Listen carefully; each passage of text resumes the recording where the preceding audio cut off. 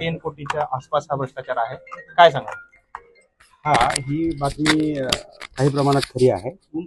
यामध्ये एक साधारणतः 3,73,00,000 म्हणजे अपव्यवहार झाल्याचं आढळून येत आहे। त्या अनुषंगाने वरिष्ठांनी दिलेल्या आदेशानुसार मी 4 तारखेला पोलीस स्टेशनला गुन्हा दाखल केलेला आहे।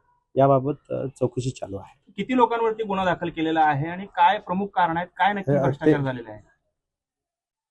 चुकीचे कागदपत्र सादर करून किंवा खोटे कागदपत्र सादर करून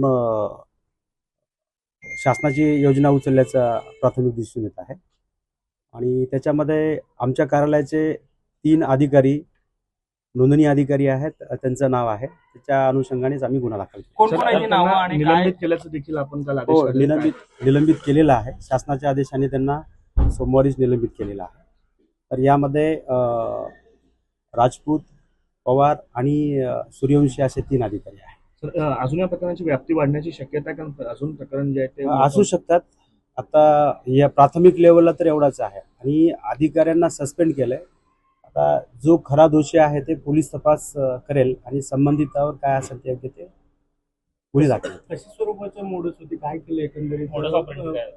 आता याबद्दल मी आपल्याला जास्त सांगू शकणार नाही, पण एवढं सांगू इच्छितो की वरिष्ठांनी दिलेल्या आदेशानुसार संबंधितावर पोलीस गुन्हा वगैरे दाखल केलेला आहे आणि शासनाचा एक प्रयत्न आहे की संबंधित योजना कामगारापर्यंत स्वच्छ प्रतिमेच्या आणि कोणत्याही फसवणूक न करता पोहोचवण्याचा आमचा प्रयत्न आहे।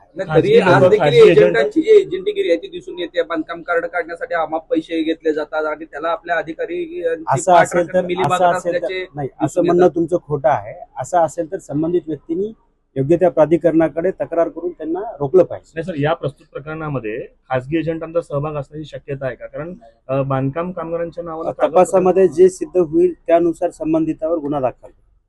काही लोकांचे नावं आहेत ते आपल्याला समजतील।